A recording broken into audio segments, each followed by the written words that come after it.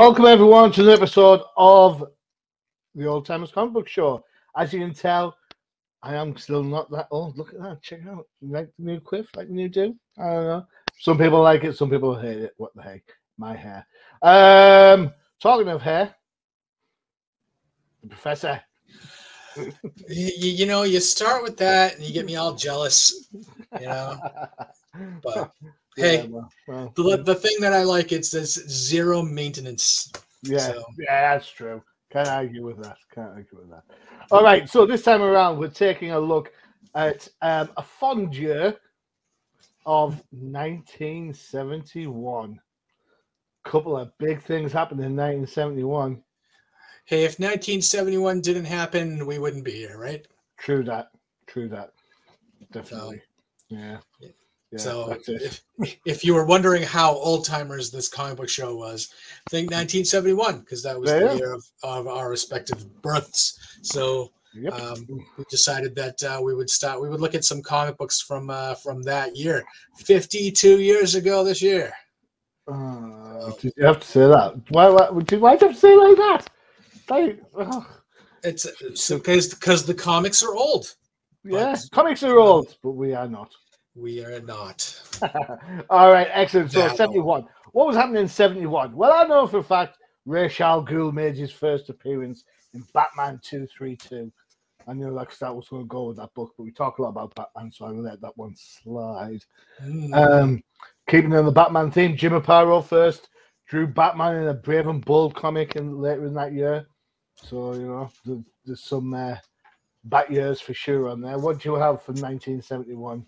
Well, I mean, we talked just before we came on the air. It was the year that the Comics Code relaxed a little bit, so they were allowed to introduce characters such as Morbius, the living vampire, in Amazing Spider-Man number 102, I think. And we shortly got Werewolf by Night. I don't think they should. The other characters show up to like 72, like Howard the Duck and all that. Those characters were a little later than 1971. But the big thing, there was two things I didn't like about 1971 that we'll talk about. And you'll see in a couple of the covers actually one of the covers that we're going to show you for one of the books that we're doing, Marvel did for a very limited amount of time, change they put a border around their comic covers. So it was like a solid cover and a solid color and with the trade dress and everything. And then the cover was like a little window on the cover. And so you didn't really get a full kind of a full color cover, so a full flavor of the book. Yeah, you'll see it in one of the books that we talk about. So that I didn't like, and luckily that only lasted a few months before they went back to normal.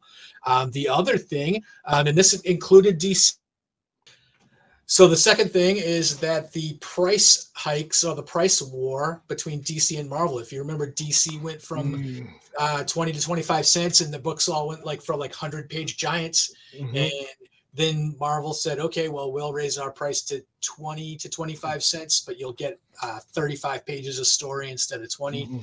And then right after DC went full in with everything, Marvel came back and went from 25 to 20 cents.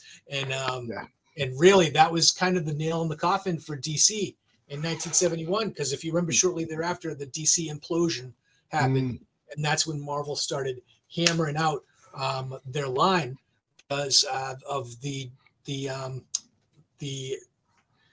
distribution. The distribution came up where they all of a sudden they could open up their start publishing tons of books, right? That's right, because back in the day, Marvel could only put out eight books a month or something, and that was because the publishing company were DC essentially, and that's why so many of those early Marvel books were bi-monthly, because if you're doing bi-monthly, you can get 16 books out there, right? So the price war. Very Kree Skrull-esque, if you want to say anything about that. Promise one thing, take away. And that price, I think, really helped Marvel stake the claim as the #1 comic book company. I mean, we've talked in the past about how staid some of the DC books of the 70s were, and you know what, we're going to see probably an example of that in this pod, as compared to some of the more vibrant elements that were kicking around. But no, I mean 71. It's so the 70s. You know, the whole like the start of the Bronze Age kicks in from around there. You know, we're not too far away from the death of Gwen Stacy. We've already had the death of Captain Stacy. All these things that are kind of heaped onto the Spider-Man lore. So, you know, I have to laugh the Morbius, the living vampire. I mean, that's crazy. Well, and you see, one of the biggest things that happened in 71 is we're going to do one of the books here. Kirby making the leap from Marvel to DC. Yeah, that was huge, and I mean that's huge today when we talk about it. Yeah. But I can only imagine back then, whether you like 1 month Kirby's doing Fantastic Four, and the next thing you know, he's doing Superman's pal Jimmy Olsen.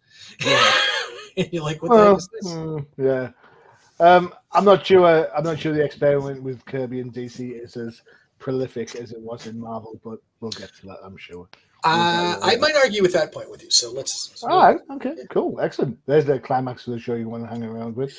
All right. Okay. First up, though, we're going to keep it Marvel to start off, as they are the trendsetters of 1971. It seems. We're going with this absolute beaut of a comic. This is a classic by any stretch of the imagination. It is the fantastic. Nay, sorry, that's the other team. This is the Amazing Spider-Man number 100. It is the anniversary issue, and it came out in September 71. eBay prices for this at low grade. I will say these are low grade, so please, bear that in mind when you do your own eBay searches. £99 to £119, which I don't think is a bad price if you're looking for a reader. Go Collect have a 9.6 at $1,400. If you want to look at comparables, a grade 6 is $190. So, there's some I suppose leveling of the grades there at some point. All right, so this is written by Stan Lee. Who else? Art by Gil Kane. Inks by Frank. I'm going to say Giacola. I might have got that right. Giacoa, I think is. Is it? Okay, I apologize. Artie Simic is on letters. Now, this is one of your choices. I'm hoping you picked it because of the classic ending at the. But why did we go for this one? I love the I love the whole idea of the anniversary issues. So, Amazing Spider-Man number 100 is an anniversary issue. It says it right on the cover. So it says it right there. But I mean, this is just full of classic stuff. Was it Romita that did the cover? I'm not sure. It looks like. Yes, there is. There's a JR signature there, just by MJ's head. There you go. There it is, right there. Well, I mean, I said that because Romita is famous for his portrait covers, like his heads, just like the heads of all the characters that have appeared in Spider-Man over the years, a lot of the villains and a lot of the supporting characters. And this was one of my favorite covers when I was looking through the old Amazing Spider-Man covers. This is one of my favorites. Before you get into this book, I have to say, Professor, I forget, because we're stuck in an absolute horrendous time for Spider-Man right now. That's the Peter Parker Spider-Man I'm talking about, not the Miles Morales, or whichever version of Spider-Person you want to go with. But I forget, it's doing this show, I forget how good early Spider-Man was. I look at these books now and I'm blown away still.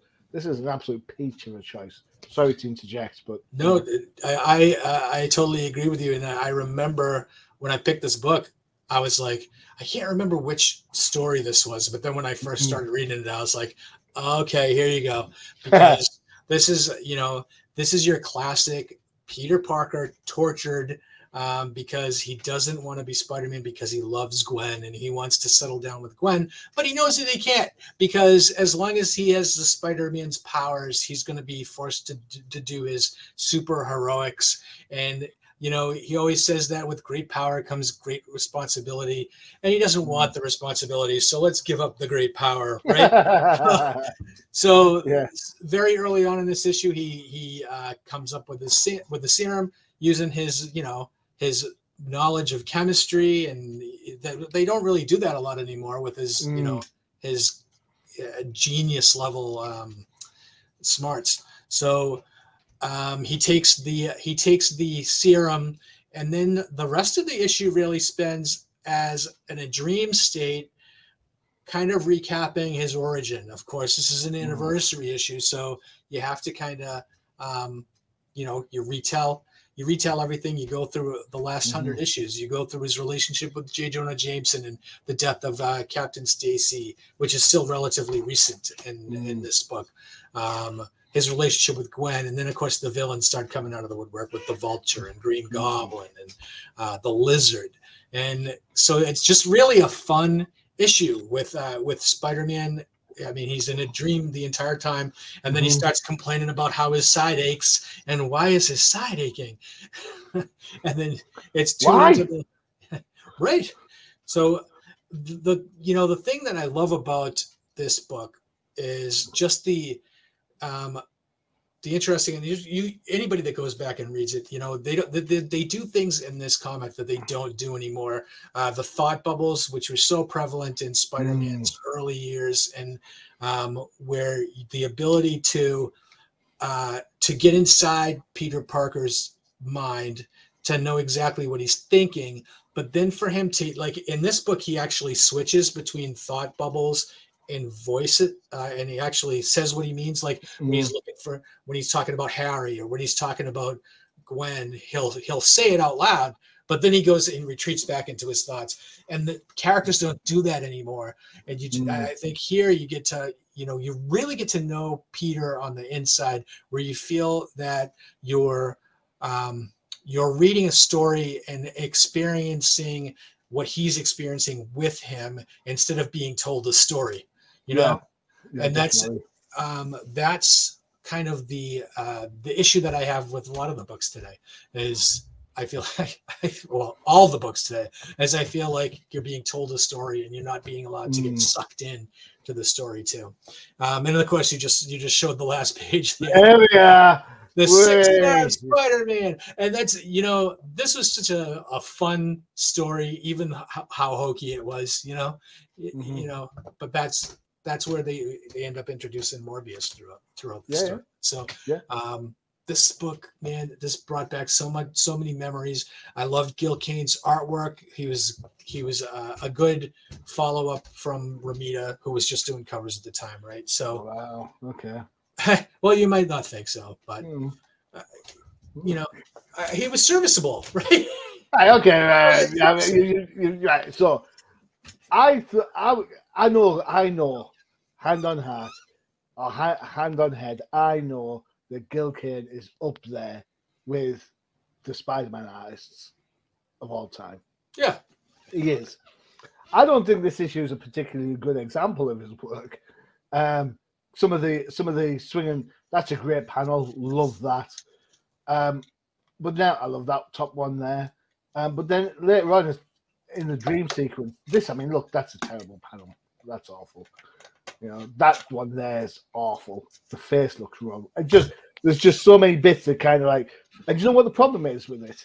If I hadn't read so much Romita stuff for the Romita special that we did, I would have been like, whoa, this is Spider-Man, this is great. But I actually just looked at the Romita stuff not so long ago, and it was like a million times better than this. Come on, you're comparing him to Romita. That said, you're absolutely right. It is serviceable. I think you got to look at Spider-Man as a character, as a type of stories that they want to tell. Yeah, that kind of thing. I think his art gets really good when it comes to Peter Parker, not Spider-Man. It looks like some of the facial elements he's borrowing a style or from Neil Adams, maybe, especially around this panel where he's kind of like definitely like focused in on Peter's face. Although it is hokey, it is. I mean, the six-armed Spider-Man or the arms or legs or however you want to count them. It was like it was before it was the year of our birth, so we kind of I saw this in like reprints. I was like, "Well, when did this happen? How did that happen?" And it's like, "What?" I mean, to be fair, I mean the story holds up to the point where it was quite accurately portrayed in the Spider-Man cartoon from the 90s. Yeah. Yeah, so the whole idea of, six-armed Spidey, Mobius drinking plasma, the life force energy rather than blood, all those things carried through and were used, pretty much panel for panel in the cartoon. I'm not saying they did the same in the Mobius movie. I haven't seen it, but have you seen the Mobius movie? Nope. I missed that one on purpose. On purpose. Yes. I did like the kind of rehash of his key points of his origin and the troubles he's gone through. I mean, how do you not go through 100 issues without knowing who's who? Personally, I would have liked to see the villains appear. Do they actually appear in the order in which they appear in the actual history? No, they don't. No, I would have liked to have seen that a little bit, I think, to give it a little bit more. No, because Dr. Octopus shows up last, and Dr. Octopus actually appeared in issue 2. So yeah, and I thought Lizard was quite early on as well. Yes. So, but hey, that said, so there are some good Spider-Man panels. This one where he's stuck on a wall, which you don't see him do a lot of anymore for some reason.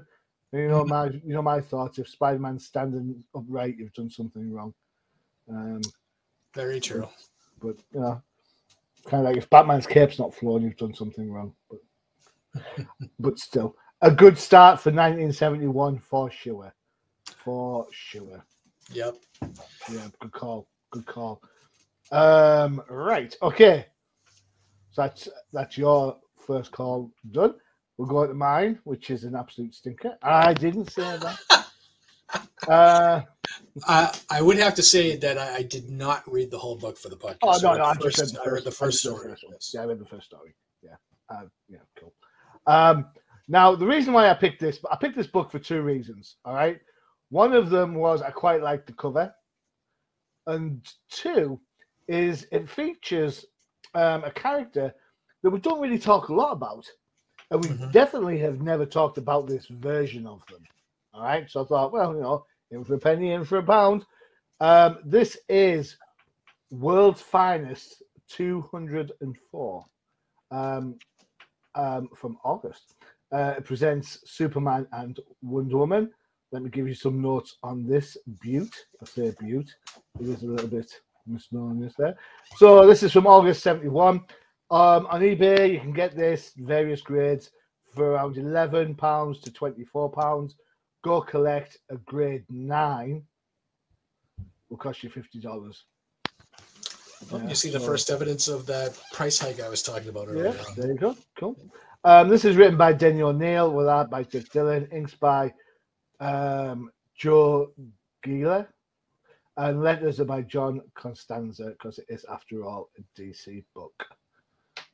Right. Okay. So, why did I pick this book? The reason I picked this book is that Wonder Woman. We never talk about Wonder Woman. I don't know why that is, because she is one of the trinity of DC characters. But in this version of Wonder Woman, in 1968, she actually gave up her powers to stay in man's world. The Amazons were going to shift off to another dimension. So she decided to say, nope, I don't want my Amazonian powers. I'm going to stay in man's world. And she came a bit like an Emma Peel character from the TV show Avengers. Yeah. So she's not in the Justice League anymore. She doesn't have her superpowers, and she kind of has that kind of thing going on. That's just give you kind of an update. Second point on this, I suppose, there's a protest in place. Now, Denny O'Neil is famously known for being, or was famously known for being a pacifist, right? It's one of his foibles, one of these things. And I just found it interesting how reading this book, so much of his perceived beliefs from our points, because obviously we don't know the guy, tend to show up in this book. I was like, well, this is interesting. But generally, essentially, this book in all fairness, behind the smoke and the mirrors, this is an inverse of the classic Star Trek episode, City on the Edge of Forever. Now, for those of you that aren't Trek familiar, shame on you, because it's the best episode of classic Trek out there. But for those of you that do know, it's the one where Captain Kirk and co go back in time and have to let Edith Keeler, Joan Collins, get killed, because otherwise she'll do something and that'll change the future of the world. Right? Cool. Fast forward to this book, and this book's invertly. So they actually get dragged to the future to see that the death of someone will have an impact on the future. So go back and stop that person. Yeah. It is 70s Superman, so Clark's working at the broadcasting place. Galaxy's not working with the Daily Planet anymore. Wonder Woman is Diana Prince. She's got a boutique. Between the two, they end up getting conned to take part of some sort of computer dating thing, and lo and behold, they both end up with each other. Who'd have thunk it? I mean, it only happened like just recently in the New 52. I say relatively recently, but you know, who'd have thought Superman and Wonder Woman there? Superman does his cowardly thing. Obviously, Diana knows it's him, so she takes the goons down quite well. Before you know it, they get zapped to the future. We've got to work out what's going on. They meet the big brain, and then go from there. That's pretty much all she wrote. Art-wise, it's Dick Dillon. This is one of the classic Superman artists. Yeah. There's only him and Kurt Swan, right? Yeah. Right. And you can tell it's obviously. I will say this: I think Wonder Woman looks great. I think she looks fantastic throughout this book. Yeah. But the Superman is Superman, so you kind of have to deal with that. And it's also the Superman at the height of his powers. This is pushing planets around Superman with his multitude of different visions going on and stuff. Surprisingly, though, the book doesn't. It ends on a cliffhanger in that they don't know if they saved the right guy. So then they can't go back and check. So just go and see what happens. I suppose you have to wait till the year 2171 to find out. It's a long way from there. We'll find out in 150 years. Yeah, cool. Yeah, I didn't mind it. I mean, what's our catchphrase? It's of its time. It's of its time. Yeah, and this book is of its time. I didn't mind it at all. You know, the writing's a bit kooky here. Oh, I feel like I'm going to kiss you in a moment. Come on, Superman. You know, just get it on, man. Just but nothing stopping him. There's nothing stopping him. Yeah, back then he's not with Lois. You know, I mean, they are showing some interest in that. But overall, I thought the book was canny. I really did. I thought it was a nice little read, and I thought the ending with the idea that you're not sure if they've saved the person. I thought that was particularly dark, and I thought that was particularly mature for a comic book to leave that open hanging ending. Like, have we done it? Have we? Who knows? It doesn't continue on from there. That's it. Done. One and done. Yeah, so, that was the whole price of admission there. I think that last panel where you're like, oh, I don't know if we did it. That kind of was like, oh, okay, that made the book readable at the end, because I was, there was a couple of things, because I'm not familiar with this version of Wonder Woman at all. So how long was she in this, kung fu karate phase? She comes out of it around 74. So she's actually in the white jumpsuit for like 3 years. Well, if you think from 68 to 74, so about 6 years, yeah. Wow, I didn't know that. So I didn't know it was that long. So there was nobody running around as like, nope, like a different Wonder Woman. Nope. I mean, historically, DC have made more money on licensing Wonder Woman than they do ever selling Wonder Woman comic books. So there you go. Well, there you go. I mean, it probably wasn't until if you talk about 74, isn't that when the first, give or take, the first show comes out? Not long after that. Yeah, I think you're right. 75, 76, where it was when Wonder Woman came out. Yeah. So maybe 77. We'll double check. Yeah, now that we got to know. Yeah. But you know, as far as the rest of this book goes, yeah, the whole I took an elevator to the 21st century or 22nd century was pretty hokey. But you know, the bad guy being a kind of a robot that looked like a stereo system. Yeah. And it's just, you know, just not really a very creative look for the robot. You'd think he'd build himself some legs, right? Yeah. But it was kind of interesting, I guess. But then, of course, what made it really hokey was the three thugs that took the same elevator to the same year, and then you know, got their butts handed to them again by Wonder Woman and Superman. Yeah. And it was really silly, you know. It's kind of a fun read. You know, it's a fun read for what it is. I like comic books that are silly, so yeah, it's nice to change pace, isn't it? Just to give you an update. Wonder Woman, let's see, where's it say? Wonder Woman became her normal self from issue 204 of Wonder Woman's book, which was 1973. So from 68 to 73, she was the Emma Peel. All right, so like 5 years. Yeah. And weird that we're reviewing World's Finest 204. Yeah, interesting. Nice little clunky dink. So I mean, there is a host of great Wonder Woman covers from around this period. And when I talk about great covers, I don't talk about just the bondage stuff that she always ends up in. But there's some really quite mature. This is almost like spy type horror vibes going on. So I think like a hippie type phase. Yeah, definitely. Yeah. So it's kind of have that vibe. So I think there's definitely some legs, pardon the phrase, on the idea that you've got a superhero still doing superhero things, even without their powers. Yeah. Interesting. So no, I think we need to give Wonder Woman some more dues. I think we don't talk about that half as much as we should. Yeah. Cool. I don't mind Wonder Woman talk. Yeah. I don't mind Wonder Woman art. All right, okay. I said art. Get your mind out of the gut there. All right, time for one of our adverts, one of our other shows. Where shall we go? Let's see what we've got. You know what? We haven't seen this for a while. It is the Crisis in the Toyverse. Hey.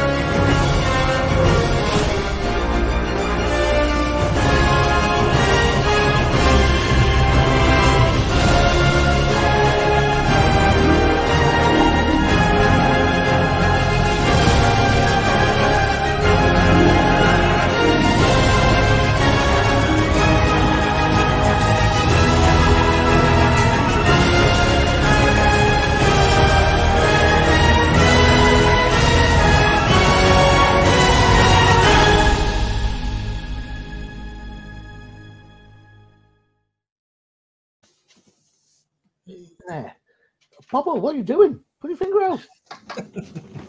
All right, okay. Next up is Professor's second choice. Was this show? Was this a group choice? I don't know. This was my choice. Okay, excellent. So here we go. This is what we talked about earlier with the kind of abridged version cover. Let's give some stats before we get into the book. This is Avengers 93 from November 1971. eBay, you can get this at around £50. It's check the grade. That's all I'm saying. Go Collect have a 9.6 at $4,300. Wow. I know. Grade 8 is $169. So that's a big leap, isn't it? Just yeah. I was like, what, really? Because I didn't think anything that much happens in this book, but hey ho. Roy Thomas is the writer. Neil Adams is on art. Ink is the classic Tom Palmer. Love some Tom Palmer inks. Yep. Sam Rosen is on letters. And for those of you wondering why I'm not mentioning the colorists, it's simple. There's no colorist put on the credits. When did DC start doing colorists? I don't know. I don't know when they did, but I'm assuming that for Marvel, it was Marie Severin. I'll get this right. It's one of those default colors by Marie Severin. I would have thought so, but that is just supposition on my part. All right. So, Professor, why are we here in Avengers Land? Oh, here's the reason I picked this one. Well, I mean, come on, Kree-Skrull War was probably one of the biggest stories looking back on 1971. It really, I think it cemented a lot of the different, the Avengers book on the map, so to speak. Mm-hmm. It's like the perennial Avengers story that ran for almost a year throughout their books. This is the one coloring issue that I have on this book. Throughout, they color Vision's headpiece yellow instead of green for the entire issue, so it's not a mistake. They did it on purpose. Usually when you see that, it's just one panel, but they did the whole book. This was the other reason I did it. You get two stories pretty much in this book. Half the book is one half, and then the second half is the other part. But the Kree-Skrull War is the second story, but this ties in much with what's going on. It kind of brings the rest of the Avengers into what's going on, because up until this point, the Skrulls have been doing stuff and nobody really knows that they're doing stuff. That sounds familiar. Have I not seen this week already? That's the other reason I picked this issue, is because of Secret Invasion that's running on Disney Plus right now. So I kind of thought bringing some Skrull goodness into this would be a nice little tie-in. First of all, come on. You don't get it better than Neil Adams. And this was kind of early with Neil in his Marvel work, because he did a few issues of Avengers here and there, and then he did a few issues of X-Men here and there. I love his X-Men. I've said this before. Yeah. His X-Men work is better than his Batman work for me. Yep. I love his X-Men. And I think this is really the only place where you got some Neil Adams artwork with Tom Palmer inking him, and which looks amazing. There was you just showed the panel with Iron Man with the shading. I think it was the page before this, or another page before this. I don't know. There was an Iron Man. There was an Iron Man that I was just like, wow, that one right there. Come on, that looks fantastic. And then Vision, I don't think there's many artists that drop Vision better than Neil Adams did. So I love this issue for that. Plus, what this does on the story level, for Hank Pym, who this is his first appearance in the Avengers in a long time, and he shows up as Ant-Man because I believe he had like a little limited series going on in Marvel Premiere at the time. So that got him out of the Yellow Jacket suit and back into the Ant-Man suit. So they don't really explain that here, because if you were reading Avengers, he was Yellow Jacket several months before that, and now all of a sudden he's Ant-Man. And they do touch him. They do touch on it that he's officially retired or inactive from the event as of this issue. So that's huge. But they come on, who's a bigger hero in this issue than Hank Pym? Nobody. And this is the classic Hank Pym, and the Hank that I love, opposed to the character assassination that happened another 10 years down the road. So he goes in. They spend the first half of the book with him running through the inside of the Vision, which I think is just like a sci-fi treat. just going through the stuff, the antibodies chasing them, and the metal, and then they had the bubble that goes off and it makes it intangible. I'm not saying anything that bad about this first half of this book. I will say though, it would have helped if Raquel Welch was in this. Well, if we're talking the influence, it's Journey to the Center. It's what you call it? It's Fantastic Voyage, isn't it? Really, the comic book version. Oh yeah, and in fact, didn't they mention Raquel Welch in this? I don't know. I think they did. Really? Yeah, I think There he you go. just needed. He said something about I wish He said something about I wish Raquel Welch was on my side, but but I don't have Jan here or something like that. So the first half of this book is great, and then the second half of this book is once Vision comes back online and starts to fill the Avengers in on what's been going on with the rest of the team, how they ran into the Skrulls. The Skrull cows, as they ran into the Skrull cows from Fantastic Four #2, who transformed back into the Fantastic Four and fight, Quicksilver, Scarlet Witch, and Vision, and kind of get the best of them, right? And then they get the Super Skrull shows up, right? And then they end up going taking Quicksilver, Scarlet Witch off planet, right? They end up leaving, and then of course you get Captain Marvel. This is why Captain Marvel's an honorary Avenger, because he showed up in the Kree-Skrull War, and this is it. He shows up a couple of times after this, but I mean he's here and he's captive almost the entire time. And you know who the blonde is in the back? It took me a while. Because they don't.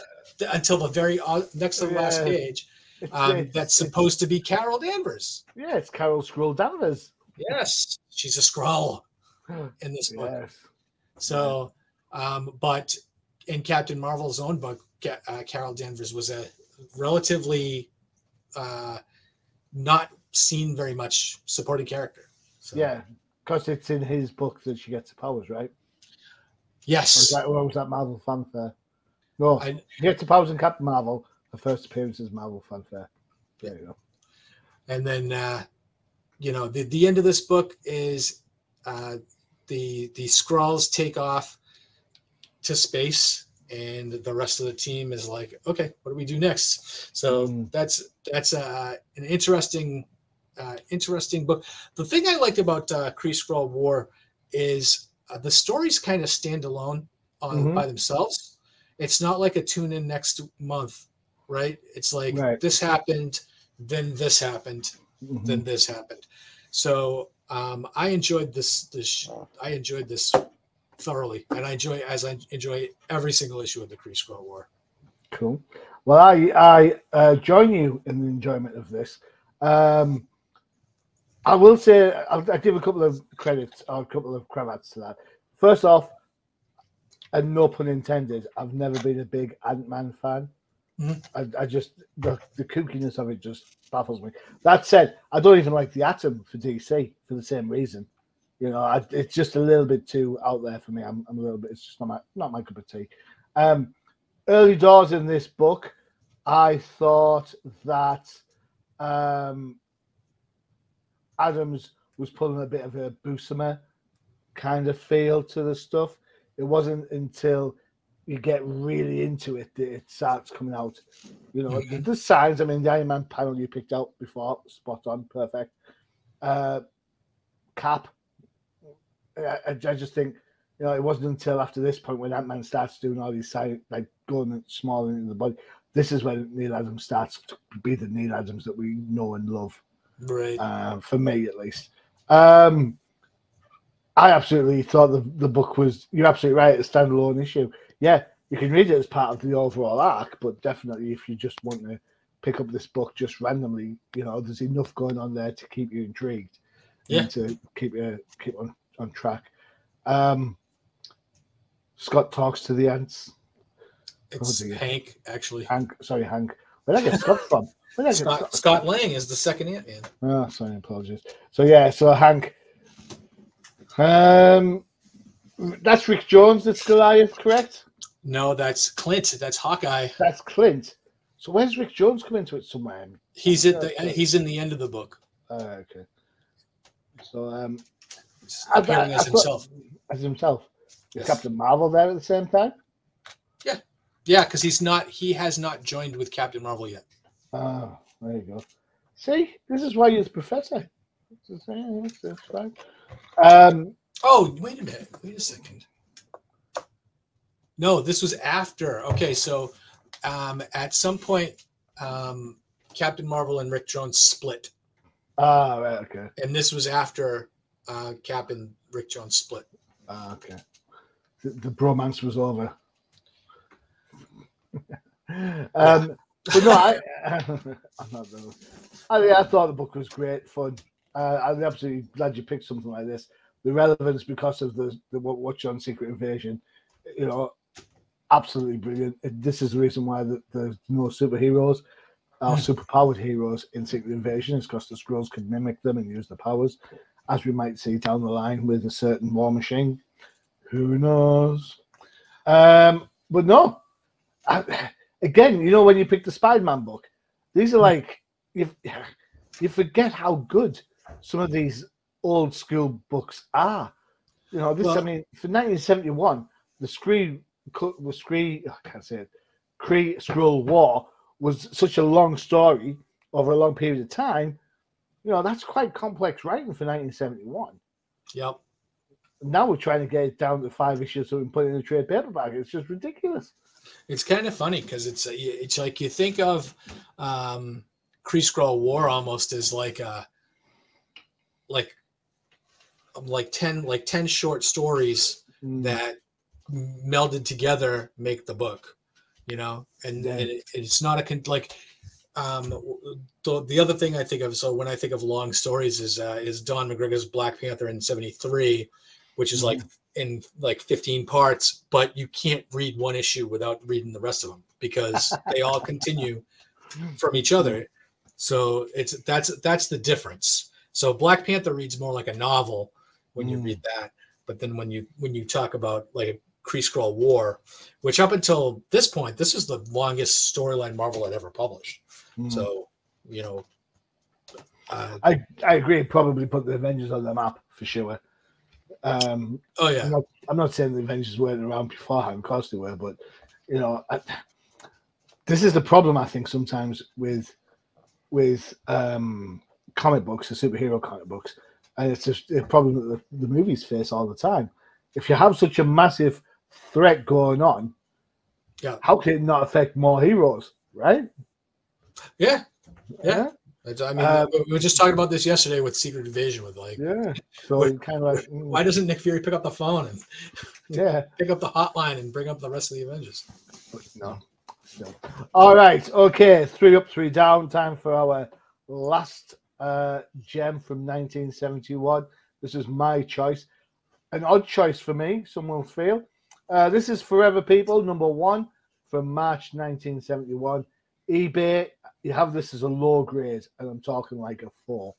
All right, it's £149. Go Collect, Go Collect have a 9.6, recorded at $775, which is bonkers to me when you consider Avengers '93 was 4,000. Grade 6, $110. All right. This one's 5 pence. Is that? Yeah. Check that out. 15C.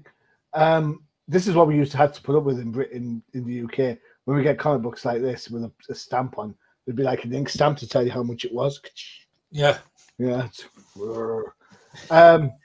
Right. So, written by, art by Jack the King Kirby. Inks by Vince Coletta and John Costanza is on letters. The key to this book, I suppose you could, if you want to say key, it's the first full appearance of Darkseid. Although it's his 3rd overall. So, go figure, right? I have been a little bit unfair, fair, whatever you want to say, critical. I've definitely been critical of Jack Kirby, the writer, versus Jack Kirby, the artist. And there are bits of dialogue in this book that scream that point massively. That said, I had a blast with this book, man. I absolutely loved it. I thought it was class. I'm not a huge New Gods fan. My introduction to the Super Cycle was in the Young Justice cartoon, and then the Forever People came from there. I was like, oh yeah, cool. I I suppose you could argue that the dialogue is over the top because the characters themselves are over the top. So it matches what they're going on with, and that's totally fine. The plot gets a little bit wonky when they're looking for Dreamer or Dream Girl. Beautiful Dreamer. What evs? Yeah, I'll get into it. And then the thing that kind of really stuck out for me, Kirby's art is Kirby's art. It's probably not as great as his Fantastic Four stuff. Fair point. However, there are some absolute dynamite pieces of art in this.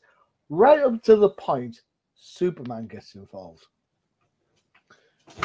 Superman, Kirby's Superman was famously re-edited to make it look like the classic Kurt Swan Superman of the time.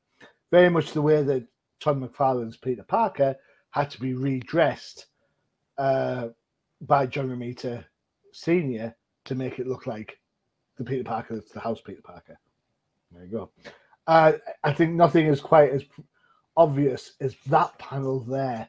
That's great. That's Kurt Swan all every day. Yeah, that barrel twice on a Sunday, you know, which is ironic considering the day we record. But then from there on in, it's still, it doesn't gel right with the rest of the book. You can tell it's a lift. It's like, it really annoys me. My eye just pulls on it. That said, there's a I can't moment in here. Very similar to the first book, you know, the Peter Parker, I must give up my powers. Oh no, I've understood. I will keep my powers. Superman goes through something very similar in the idea that he wants to get to Superhero Town, but then he realizes that the Earth could be left vulnerable. So I must not leave. I can't go. I will forsake my. And then that's kind of his moment. So you could argue that there's probably nothing on that page there that's Jack Kirby. Maybe that right there, which is a sad track. If you're going to have someone like Jack Kirby on your payroll to do your books, you let him do the books. Crazy. So I'm going to have to go through my entire Jack Kirby book. I have the hardcover over in the bookcase to find if they let him draw Superman at all ever. Yeah. Famous. It was famous for getting, you know, and it makes you wonder, doesn't it? If his Superman wasn't liked from the DC editorial team, why would you have him on Jimmy Olsen? Right, because he was on Jimmy Olsen and he appeared in Forever People and he appeared in just about everything that he was doing because everything tied into Superman somewhere. Yeah, with Mr. Miracle and New Gods.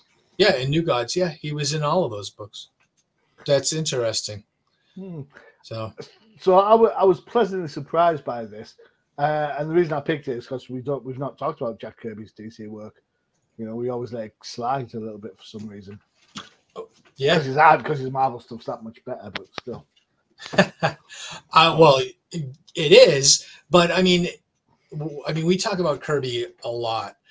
I think anyway, but when we talk about his DC stuff, you really see, even though we're very critical about his writing, it's because, you know, he plots out the story and he creates all this beautiful artwork that's so kinetic and so just full of ideas. Like just in this issue, you get the Mother Box, you get Darkseid, you get the New Gods, you get the names.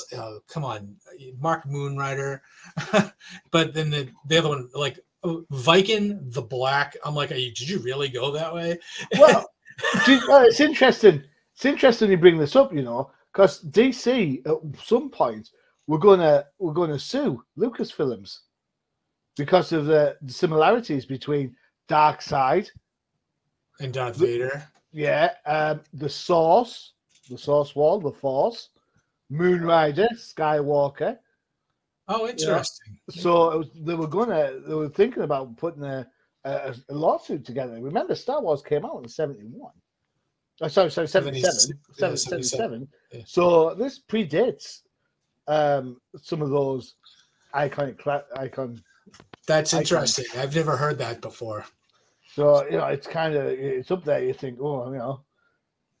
But when you talk about Jack Kirby and how many ideas he had just in DC, just in the short, and he was only in DC for a few years, right, before he jumped back over to Marvel.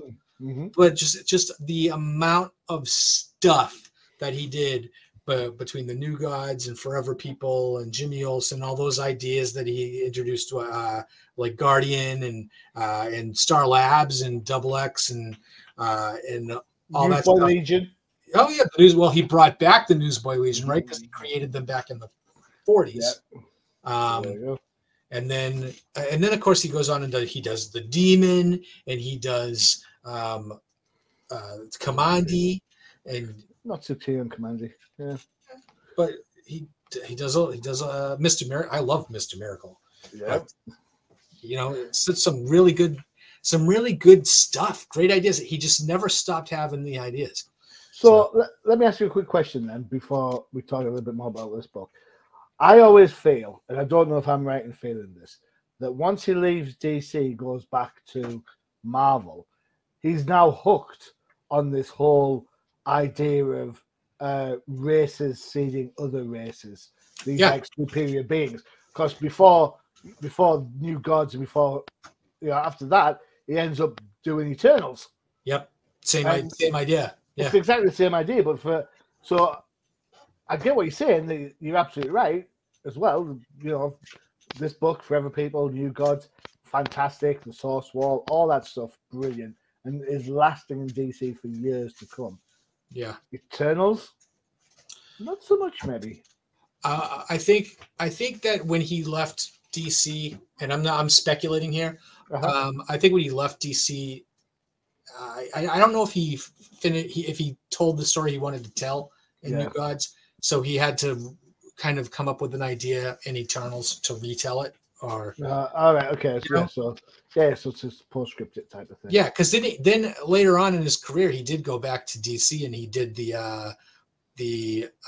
Hunger Dogs. Was that what it's called? No. It was the wrap up to the New God story. Right, okay. I think it was, and it came out like 80 or 81. All right. I want to say it was. I want to call it the Hunger Dogs, but I'm not 100% sure of the name. But that was the wrap up to that storyline. Let's have a look. See what we've got. So, but anyway, I mean, people forget. Jack Kirby created Captain America. Did you just read that? I knew that. I haven't known that for ages, but I'm just saying. Yeah.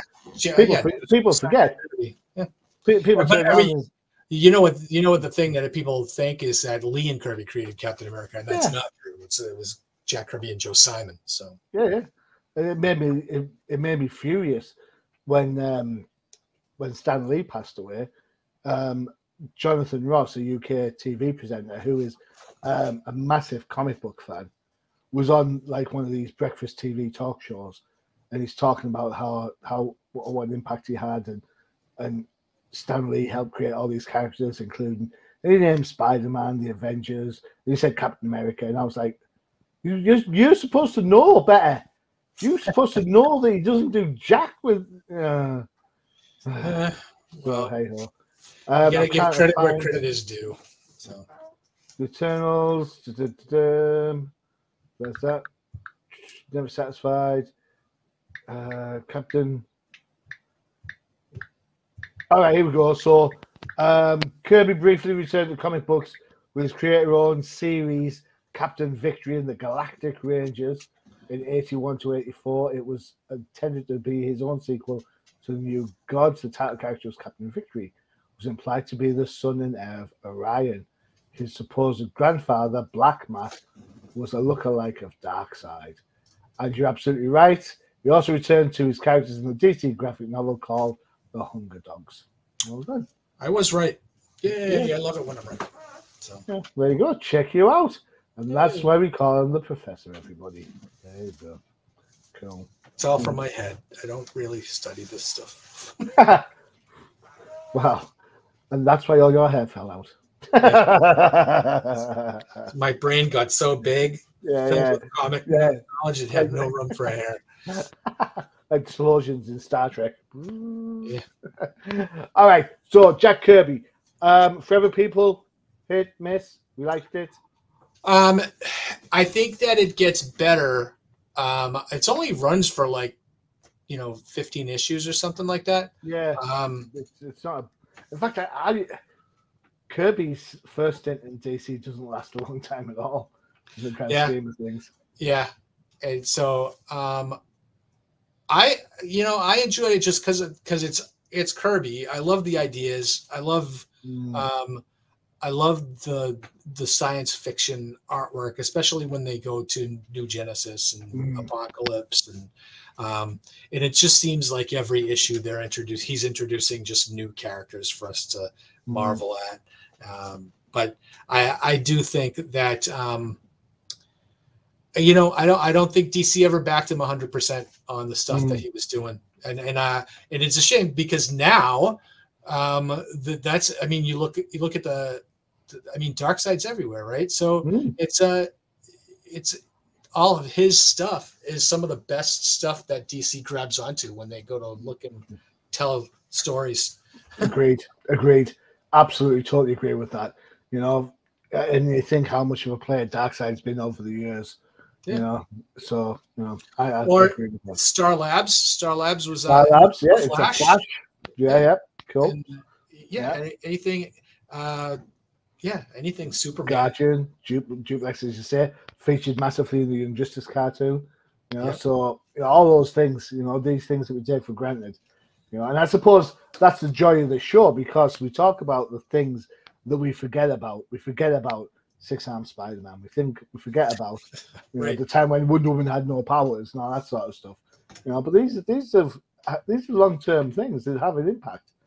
Down the line. So, well, and all of these stories at some point by now have been retold. So I hope I never see Spider-Man with 6 arms again, though. They redid it. Remember? I won't bring it up, but they retold that story. Oh, did they? Yeah, and they actually made him more spider-like. They gave him 6 arms and he had his spider heads, 8 eyes, and all that shit. Excuse my French. Sacre bleu. And no, it's fine. Was that part of the Mark Bagley stuff with the whole clone shenanigans? I can't remember who did the art. This might have been post Bagley. Yeah, but it might have been Bagley. I think that was when I was just dropping off of Spider-Man out of comics for a while, to be honest. All right, there you go. 4 up, 4 down. The year was 1971. A great place to be alive. Yeah, we were alive. I was alive for the last 2 months of 1971, so it was a great time. Oh man, that means I'm older than you. Great. Slightly. Son of a. All right, fine. We all have our cross to bear. All right, there you go. Don't forget to check out the UCPN for all your favorite shows, including Professor. No Prize Podcast, all about Disney Plus, the MCU, and we managed to talk some comics. Cool. Such as they are. Sounds like Forbidden Planet store. We're in the new Forbidden Planet store in Middlesbrough this afternoon, and they've just moved, and it's massive. It's wall-to-wall figures, T-shirts, Funko Pops, everything, and then 3 racks of comic books in the back corner all by itself. That's the model of a store we have over here in Newbury Comics, which is the comics are relegated to the back corner. They still have some, a lot of pop, but everything's pop culture. But they have vinyl records and T-shirts and Funko Pops. And it might be time to finally leave Forbidden Planet. All right, there you go. And also, along with No Prize, you've got the DC version, which is the Definitive Crusade. And keep your eyes open this week because we've got a raft of interviews with some creators coming up. One of which might be quite enjoyable if you like your Star Wars comics. Just saying. All right. Yeah, really. Professor, thank you so much. Thank you, sir. Appreciate it. You're welcome anytime, sir. And for everyone else, I have been your host, Johnny Machine Hughes, with a new hairstyle. And as always, Adios.